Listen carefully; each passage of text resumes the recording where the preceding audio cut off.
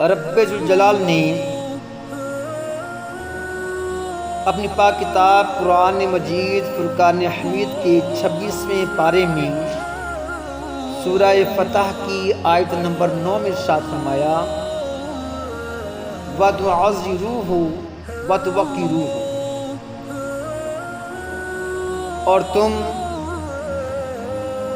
اللہ کے پیارے محبوب حضرت محمد مصطفیٰ صلی اللہ علیہ وآلہ وسلم کی عزت بھی کرو اور توقیر بھی کرو۔ رب ذوالجلال نے ساری نسل انسانی پر یہ لازم قرار دے دیا کہ تمہیں میرے محبوب حضرت محمد مصطفیٰ صلی اللہ علیہ وآلہ وسلم کی عزت و توقیر کرنی پڑے گی۔ یہ وہ فرض ہے جو ہر سانس میں فرض ہے۔ کچھ فرائض زندگی میں ایک مرتبہ، کچھ فرائض سال میں ایک مرتبہ، کچھ فرائض روزانہ 5 مرتبہ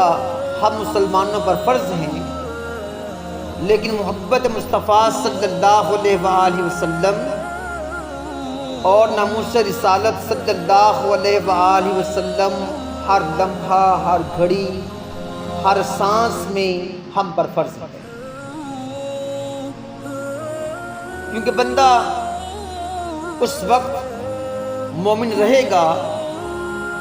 جب اس کے دل کے اندر محبت مصطفیٰ صلی اللہ علیہ وآلہ وسلم اور حضور کی عزت و توقیر رہے گی۔ رب کو تو اور بھی لوگ مانتے ہیں، رب کو تو یہودی بھی مانتے ہیں، رب کو عیسائی بھی مانتے ہیں، قادیانی بھی رب کو مانتے ہیں، لیکن کوئی لاکھ اپنی پوری زندگی رب کو مانتا رہے، لا الہ الا اللہ پڑھتا رہے، وہ مومن نہیں ہو سکتا جب تک محمد الرسول اللہ صلی اللہ علیہ وآلہ وسلم نہیں کہے گا۔ جب تک اس کے دل کے اندر عشق مصطفیٰ، محبت مصطفیٰ صلی اللہ علیہ وآلہ وسلم نہ ہوگی، اس وقت تک وہ مومن ہو ہی نہیں سکتا۔ تو صحابہ کی زندگی کا مطالعہ کر کے دیکھ لیں، تابعین کی زندگیوں کو دیکھ لیجئے، تبع تابعین، ائمہ کرام، سب کے دلوں کے اندر پیارے آقا صلی اللہ علیہ وآلہ وسلم کی محبت تھی۔ اور صحابہ حضور نبی پاک صلی اللہ علیہ وآلہ وسلم کی عزت و توقیر اس انداز میں کیا کرتے تھے کہ لوگوں نے جب دیکھا کہ آپ کے صحابہ کے دلوں میں حضور نبی پاک صلی اللہ علیہ وآلہ وسلم کتنی زیادہ محبت ہے، تو اس محبت کو دیکھ کر وہ دائرہ اسلام میں داخل ہو گئے۔ بخاری شریف کی حدیث پاک ہے کہ نبی پاک صلی اللہ علیہ وآلہ وسلم حدیبیہ کے مقام پر تشریف فرما تھے۔ عروہ بن مسعود رضی اللہ تعالیٰ عنہ ابھی تک انہوں نے کلمہ نہیں پڑھا تھا، وہ مشرکین کی طرف سے، کفار کی طرف سے سفیر بن کر حدیبیہ کے مقام پر آئے۔ انہوں نے دیکھا کہ حضور نبی پاک صلی اللہ علیہ وآلہ وسلم کے صحابہ جنہوں نے حضور کو کلمہ پڑھ لیا، حضور کا کلمہ پڑھ لیا، تو وہ دیکھ کر حیران رہ گئے کہ وہ کس انداز میں حضور نبی پاک صلی اللہ علیہ وآلہ وسلم کا ادب کرتے ہیں۔ صحابہ کا حضور کے ساتھ محبت کے اظہار، حضور کا ادب، حضور کی عزت و توقیر دیکھ کر حضرت عروہ بن مسعود رضی اللہ تعالیٰ عنہ بڑے حیران ہوئے۔ وہ جب حدیبیہ کے مقام پر سفیر بن کر آئے تو حضور نبی پاک صلی اللہ علیہ وآلہ وسلم کی بارگاہ میں جب وہ بیٹھے ہوئے تھے تو انہوں نے اپنی آنکھ کے آخری حصے سے نگاہیں پھیر پھیر کر صحابہ کو دیکھا کہ یہ لوگ جو کلمہ گو ہیں، نبی کریم صلی اللہ علیہ وآلہ وسلم کو مانتے ہیں، اور یہ کیسا مانتے ہیں، وہ یہ دیکھ کر حیران رہ گئے کہ نبی پاک صلی اللہ علیہ وآلہ وسلم کے اصحاب حضور سے اس انداز میں محبت کرتے ہیں۔ انہوں نے کیا دیکھا، اور واپس جا کر انہوں نے مشرکین کو، کفار کو بھی یہ جا کر باتیں بتائیں۔ حضرت عروہ بن مسعود رضی اللہ تعالیٰ عنہ حدیبیہ کے مقام پر آپ یہ سب کچھ دیکھتے رہے۔ جب واپس پہنچے تو انہوں نے مشرکین کے ساتھ جا کر یہ بات بیان کی۔ وہ کہنے لگے واللہ لقد وفدت علی الملوک، کہ خدا کی قسم میں بڑے بڑے بادشاہوں کے دربار میں گیا، میں بڑے بڑے بادشاہوں کے پاس گیا۔ وفدت علی قیصر و کسریٰ و النجاشی، میں کیسر و کسریٰ اور نجاشی کے دربار میں بھی گیا۔ اگرچہ اس وقت انہوں نے کلمہ نہیں پڑھا تھا، مشرک تھے، دین اسلام میں داخل نہ ہوئے تھے، لیکن وہ اللہ کی قسم اٹھا کر کہنے لگے واللہ ان رأیت ملکا یعظم اصحابہ ما یعظم اصحاب محمد صلی اللہ علیہ وسلم۔ وہ کہنے لگے کہ خدا کی قسم میں بڑے بڑے بادشاہوں کے دربار میں گیا، میں کیسر و کسریٰ کے دربار میں گیا، میں نجاشی کے دربار میں گیا، لیکن میں نے کسی بھی بادشاہ کی وہ عزت نہ دیکھی، وہ توقیر نہ دیکھی جو محمد مصطفیٰ صلی اللہ علیہ وآلہ وسلم کے غلام اپنے آقا کی عزت و توقیر کرتے ہیں۔ وہ کہنے لگے کہ میں نے کسی بھی بادشاہ کی وہ عزت و توقیر نہ دیکھی جو عزت و توقیر میں نے محمد مصطفیٰ صلی اللہ علیہ وآلہ وسلم کی دیکھی۔ وہ کہتے ہیں کہ میں نے حدیبیہ کے مقام پر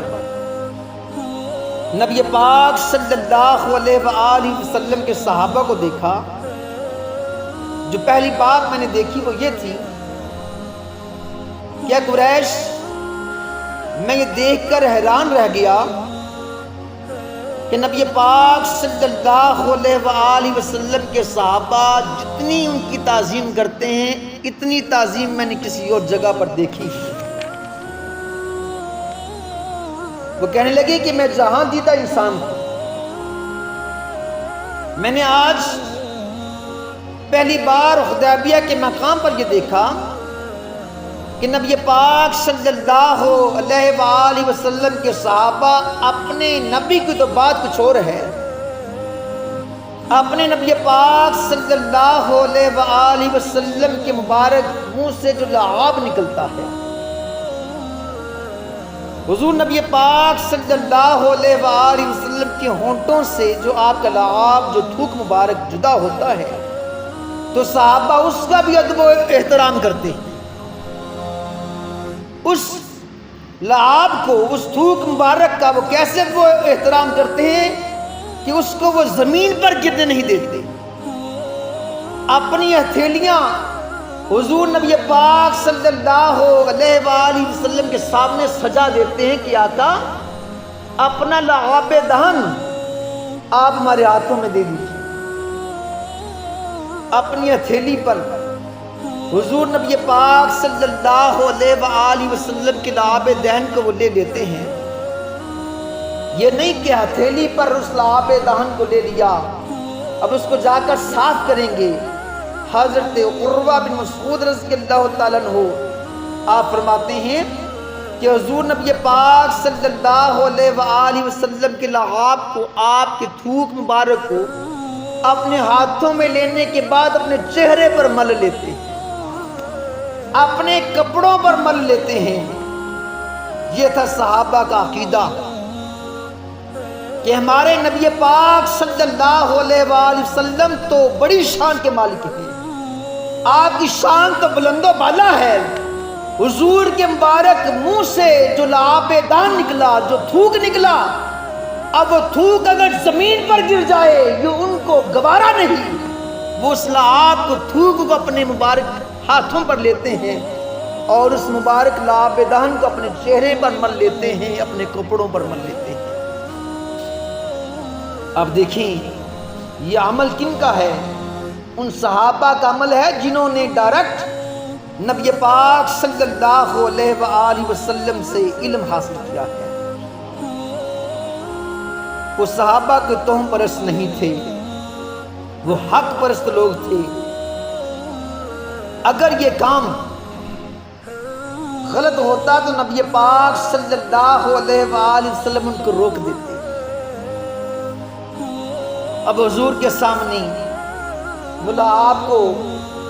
زمین پر گرنے نہیں دیتے، اپنے ہاتھوں پر سجا لیتے ہیں، پھر اپنے چہرے پر مل لیتے ہیں، اپنے جسم پر، اپنے کپڑوں پر مل لیتے ہیں۔ یعنی پتہ چلا کہ نبی پاک صلی اللہ علیہ وآلہ وسلم بے مثال ہیں۔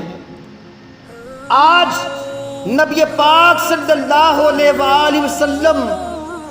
کو کچھ لوگ اپنے جیسا کہنے والے غور سے سن لیں کہ صحابہ کا عقیدہ کیا تھا۔ صحابہ کا عقیدہ یہ تھا کہ حضور کے منہ سے جو لعاب نکلتا ہے، جو تھوک مبارک ہے، اس کی مثال کوئی نہیں، تو حضور نبی پاک صلی اللہ علیہ وآلہ وسلم کی مثال کہاں سے آ سکتی ہے؟ اتنا وہ حضور نبی پاک صلی اللہ علیہ وآلہ وسلم کے لعاب کا احترام کر رہے ہیں۔ اب حضرت عروہ بن مسعود رضی اللہ تعالیٰ عنہ جو اس وقت کٹر مشرک تھے،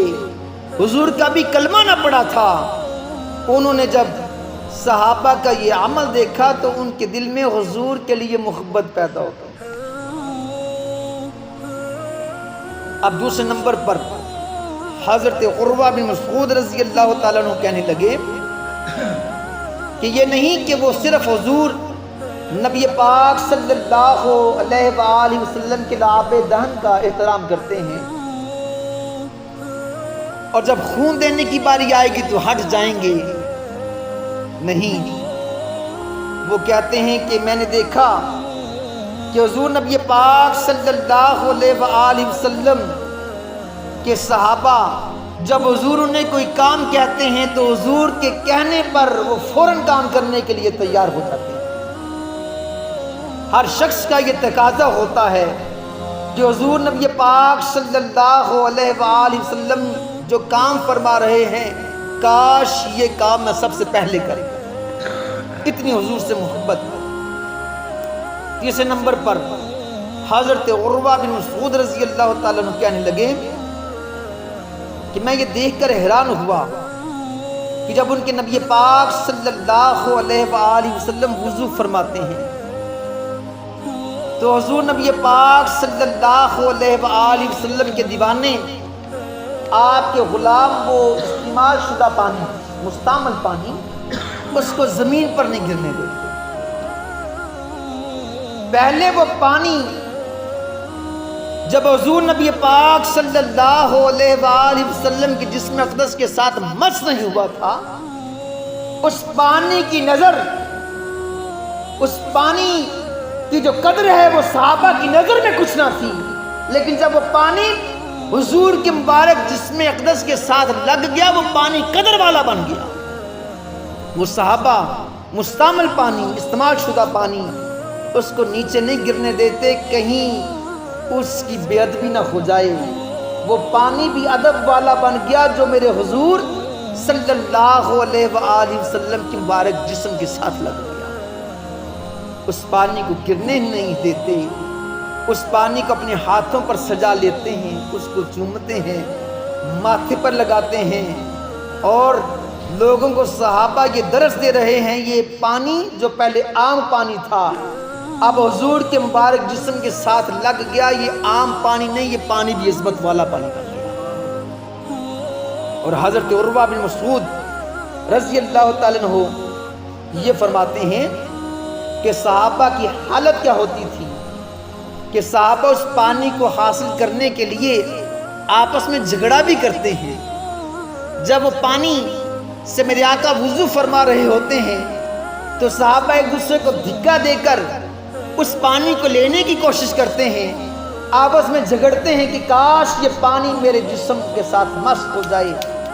اگر کسی صحابی کے جسم کے ساتھ وہ پانی نہیں لگتا تو جس صحابی نے حضور نبی پاک صلی اللہ علیہ وآلہ وسلم کا استعمال شدہ پانی وضو والا اپنے ہاتھوں کو لگایا ہوتا تھا تو دوسرا صحابی اس کے ہاتھوں کے ساتھ اپنے ہاتھوں کو مس کرنا شروع ہو جاتا کہ کاش میں ان ہاتھوں کو ہی چھو لوں جن ہاتھوں نے اس استعمال شدہ پانی کو جس کو میرے آقا سے نسبت ہوگی اس نے ٹچ کیا ہے۔ اور میرے پیارے مسلمان بھائیوں، حضور نبی پاک صلی اللہ علیہ وآلہ وسلم کی صحابہ حضرت عروہ بن مسعود رضی اللہ تعالیٰ عنہ فرماتے ہیں کہ حضور کا اتنا ادب کرتے ہیں، اتنا احترام کرتے ہیں کہ حضور کی بارگاہ میں بیٹھنے والے صحابہ کوئی معمولی نہ تھے، بڑے بڑے شیر دل بہادر حضور کے غلام، حضور کے صحابہ، لیکن جب حضور کی بارگاہ میں تشریف فرما ہوتے ہیں تو ان کی کوشش یہ ہوتی ہے کہ ہمارے سانس لینے کی آواز بھی کہیں بلند نہ ہو جائے۔ اپنی آوازوں کو حضور نبی پاک صلی اللہ علیہ وآلہ وسلم کے سامنے پس رکھتے ہیں، خاموش رہتے ہیں۔ جس نے مسئلہ پوچھنا ہے صرف وہی بولتا ہے، اور اس انداز سے کہ بڑے ادب کے ساتھ آہستہ حضور نبی پاک صلی اللہ علیہ وآلہ وسلم سے وہ سوال کرتا ہے اور پوچھتا ہے۔ اور پانچویں بات، حضرت عروہ بن مسعود رضی اللہ تعالیٰ عنہ فرماتے ہیں کہ میں نے حضور کے غلاموں میں یہ والی بات بھی دیکھی کہ جب حضور کے غلام آپ کی بارگاہ میں تشریف فرما ہوتے ہیں تو نظریں بھر کر حضور نبی پاک صلی اللہ علیہ وآلہ وسلم کی طرف دیکھتے بھی نہیں، اپنی نظروں کو جھکا کر حضور نبی پاک صلی اللہ علیہ وآلہ وسلم کی مبارک باتوں کو سنتے ہیں، اور چوری چوری حضور نبی پاک صلی اللہ علیہ وآلہ وسلم کی چہرہ انور کی زیارت کرتے ہیں، کہیں ہماری آنکھیں حضور کے ساتھ دو چار نہ ہو جائیں۔ اتنا احترام، اتنا ادب۔ میں بڑے بڑے بادشاہوں کے دربار میں گیا، میں کیسر و کسریٰ کے درباروں میں گیا، میں نجاشی کے دربار میں گیا، لیکن جتنا ادب حضور کے غلام، حضور کے دیوانے، حضور کے صحابہ آپ کا وہ احترام کرتے ہیں، ایسا کو احترام میں نے کسی بھی بادشاہ کے دربار میں نہیں دیکھا۔ تو حضرت عروہ بن مسعود رضی اللہ تعالیٰ عنہ جب آپ نے حضور نبی پاک صلی اللہ علیہ وآلہ وسلم کا اتنا تو وہ احترام دیکھا کہ صحابہ اتنا حضور کا احترام کرتے ہیں، تو حضرت عروہ بن مسعود رضی اللہ تعالیٰ عنہ دار اسلام میں داخل ہو گئے، کلمہ پڑھ لیا اور مسلمان ہو گئے۔ اب دیکھیں حضور کی عزت و توقیر کا مسئلہ کتنا اہم مسئلہ ہے کہ صحابہ کی زندگیوں میں سب سے مقدم، سب سے اہم بات حضور نبی پاک صلی اللہ علیہ وآلہ وسلم کی عزت و توقیر ہے۔ اور صحابہ کے بعد تابعین کو دیکھ لیجئے، تبع تابعین کو دیکھ لیجئے، ائمہ کرام کو دیکھ لیجئے، ہر کسی کے دل میں حضور نبی پاک صلی اللہ علیہ وآلہ وسلم کی محبت ہے۔ کسی کو بھی یہ کہنا گوارا نہ تھا کہ میں حضور کو اپنے جیسا کہہ لوں،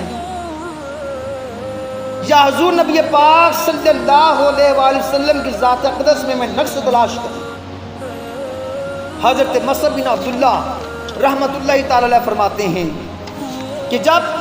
حضرت امام مالک رحمۃ اللہ تعالی علیہ کے سامنے حضور نبی پاک صلی اللہ علیہ وآلہ وسلم کا ذکر ہوتا تو آپ کے چہرے کا رنگ متغیر ہو جاتا، چہرے کی کیفیت بدل جاتی۔ حضور کا نام سن کر، حضور کا ذکر جب ان کی بارگاہ میں کیا جاتا، ان کے سامنے کیا جاتا، ان کے چہرے کا رنگ متغیر ہو جاتا۔ پھر آپ کے شاگرد ان سے پوچھتے حضور یہ کیفیت کیا ہے، وہ حیران ہوتے، تو وہ فرماتے کہ اگر تو محمد بن منقدر جو تابعی بزرگ ہیں اگر آپ ان کو دیکھ لیتے تو تم یہ تعجب نہ کرتے، کیونکہ میں جب ان کی محفل میں ان کے پاس بیٹھا ہوتا، جب آقا کا ذکر ہوتا تو حضرت محمد بن منقدر رحمت اللہ تعالیٰ علیہ آپ کے چہرے کا رنگ متغیر ہو جاتا، آپ پر کپکپی طاری ہو جاتی، ایسے ہوتا جیسے کسی نے ان کے جسم کا خون نچوڑ لیا ہو۔ حضور کے احترام کی وجہ سے ان کے چہرے کا رنگ پھک ہو جاتا۔ آپ فرماتے ہیں کہ حضور نبی پاک صلی اللہ علیہ وآلہ وسلم کا نام سن کر ان کی آنکھوں سے آنسو جاری ہو جاتے ہیں۔ یہی حال حضرت امام جعفر صادق رحمت اللہ تعالیٰ علیہ ان کا ہوتا تھا۔ حضرت عبد الرحمن بن القاسم رحمت اللہ تعالیٰ علیہ جب آپ کے سامنے حضور کا ذکر ہوتا تو ان کی یہ کیفیت ہوتی کہ آنکھوں سے آنسو جاری ہو جاتے۔ حضور نبی پاک صلی اللہ علیہ وآلہ وسلم کے جتنے بھی غلام، جتنے بھی عاشق آئے ہیں، جب حضور نبی پاک صلی اللہ علیہ وآلہ وسلم کا ذکر ان کے سامنے ہوتا تو وہ اپنی گردنوں کو ادب سے جھکا لیا۔ حضرت امام زہری رحمت اللہ تعالیٰ علیہ، حضرت امام سفیان بن سلیم، حضرت امام قتادہ، جتنے بھی اللہ کے یہ نیک بندے گزرے ہیں، امام اسیری رحمت اللہ تعالیٰ علیہ، حضور کا جب ذکر ہوتا تو اپنی گردنوں کو ادب کے ساتھ جھکا لیتے۔ حضرت امام مالک رحمت اللہ تعالیٰ علیہ جب کوئی آپ کے پاس علم کی بات سیکھنے کے لیے آتا، آپ کا دروازہ کھٹکھٹاتا تو آپ کی گھر کی لونڈی جا کر پوچھتی کس مقصد کے لیے آئے ہو؟ اگر وہ کہتا کہ میں پیارے آقا صلی اللہ علیہ وآلہ وسلم کی حدیث سننے کے لیے آیا ہوں، تو حضرت امام مالک رحمت اللہ تعالیٰ علیہ آپ فرماتے ہیں کہ اسے کہو کہ جا کے مسجد نبوی میں تشریف رکھے۔ پھر آپ غسل فرماتے، غسل کرنے کے بعد بہترین لباس پہنتے، اس کو خوشبو لگاتے، پھر امامہ شریف اپنے سر پر سجاتے، پھر جبہ مبارک پہنتے، پھر ایک اسپیشل کرسی خاص جو انہوں نے اس مقصد کے لیے بنائی تھی، اس کرسی کو مسجد نبوی کے اندر بھیجا جاتا۔ پھر آپ مسجد نبوی میں تشریف لے کر جاتے، اس کرسی پر بیٹھتے، وہاں پر خوشبو کا اہتمام کیا جاتا۔ جب ساری فضا معطر ہو جاتی پھر فرماتے قالا قالا رسول اللہ صلی اللہ علیہ وسلم۔ لوگوں نے پوچھا کہ حضور یہ ماجرا کیا ہے، یہ قصہ کیا ہے کہ جب کوئی حدیث سننے کے لیے آتا ہے آپ غسل فرماتے ہیں، مہنگا خاص لباس پہنتے ہیں، خوشبو لگاتے ہیں، جبہ مبارک پہنتے ہیں، امامہ سجاتے ہیں، خاص کرسی پر بیٹھتے ہیں، فضا کو معطر کرتے ہیں، اس کی وجہ کیا ہے؟ آپ نے فرمایا یہ سب کچھ میں اپنے لیے نہیں کرتا، میں حضور کی حدیث بیان کرنا شروع ہوتا ہوں تو میری تمنا یہ ہوتی ہے کہ جب حضور کا ذکر کرنا ہے، حضور کی شان، آپ کا مقام بیان کرنا ہے تو فضا معطر ہو جائے، میں خود کو بھی معطر کر لوں، خوشبوؤں میں حضور نبی پاک صلی اللہ علیہ وآلہ وسلم کی حدیث کو سناؤں۔ اتنا وہ محبت کا اظہار کیا کرتے تھے۔ اور جب کوئی فقہ کا مسئلہ پوچھتا، فقہ کا، تو صرف وضو فرماتے اور اس کا مسئلہ سن کر اس کو جواب دیتے۔ ساری زندگی آپ کی مسجد نبوی میں حضور نبی پاک صلی اللہ علیہ وآلہ وسلم کا دین سکھانے کے لیے گزرے۔ سواریاں تو آپ کے پاس تھیں، لیکن کبھی بھی سواری پر بیٹھ کر مدینہ شریف کی گلیوں میں سفر نہیں کیا کہ کہیں حضور کی بے ادبی نہ ہو جائے، کیونکہ ان گلیوں میں میرے آقا صلی اللہ علیہ وآلہ وسلم تشریف فرما ہوتے تھے، ان گلیوں سے میرے آقا گزرا کرتے تھے، اور ان گلیوں میں میں سواری پر بیٹھ کر سفر کروں، ان کی نظر میں وہ کہتے تھے میری خیرت کا تقاضا نہیں کہ میں سواری پر بیٹھ کر سفر کروں۔ اور جب حضرت امام شافعی رحمۃ اللہ تعالیٰ علیہ آپ کے پاس علم دین حاصل کرتے رہے. جب واپس جانے لگے تو آپ نے فرمایا اتنی سواریاں ہیں ایک سواری ہی لے جاؤ. تو انہوں نے عرض کی کہ جن گلیوں میں میرے آقا صلی اللہ علیہ وآلہ وسلم سفر کرتے رہے، گلیوں سے گزرا کرتے تھے، ان گلیوں میں میں سواری پر بیٹھ کر گزروں، میرا ادب مجھے اس بات کی اجازت نہیں دیتا. تو میرے پیارے مسلمان بھائیوں، جتنے بھی نبی پاک صلی اللہ علیہ وآلہ وسلم کے صحابہ گزرے ہیں، اس کے بعد تابعی آئے، تبع تابعین آئے، ائمہ پاک، جتنے بھی امام گزرے ہیں، جتنے بھی اللہ کے نیک بندے، اللہ کے ولی گزرے ہیں، وہ سارے کے سارے حضور نبی پاک صلی اللہ علیہ وآلہ وسلم کی عزت و توقیر تو اپنی جگہ پر، حضور کی حدیثوں کی بھی عزت و توقیر کیا کرتے تھے. اور صحابہ کا جیسے میں نے ذکر کیا کہ صحابہ تو حضور سے اتنی محبت کیا کرتے تھے کہ صحابہ حضور کا لعاب دہن، آپ کا استعمال شدہ وضو کا پانی، اس کو بھی زمین پر نہیں گرنے دیتے تھے، ان کو اپنے جسموں پر لگا لیتے تھے. تو میرے پیارے مسلمان بھائیوں، حضور نبی پاک صلی اللہ علیہ وآلہ وسلم کی عزت و توقیر کا جو مسئلہ ہے، الحمدللہ اہل سنت والجماعت اس عزت و توقیر کو آج بھی اپنے سینوں میں سجائے بیٹھے ہیں. آج بھی حضور سے والہانہ عشق اور محبت ان کے سینوں کے اندر موجود ہے. تو میرے پیارے مسلمان بھائیوں، وہ کبھی مومن نہیں ہو سکتا جس کے دل کے اندر حضور نبی پاک صلی اللہ علیہ وآلہ وسلم کی محبت نہ ہو. یہ بڑا حساس معاملہ ہے، اور جس کے دل میں حضور کی محبت آ گئی، ساری کائنات اس کی ہو گئی. علامہ اقبال رحمۃ اللہ تعالی علیہ کیا خوب فرما گئی کہ محمد سے وفا تو نے تو ہم تیرے ہیں، کہ محمد سے وفا تو نے تو ہم تیرے ہیں، یہ جہاں کیا چیز ہے لوح و قلم تیرے ہیں، وما علینا الا البلاغ المبین.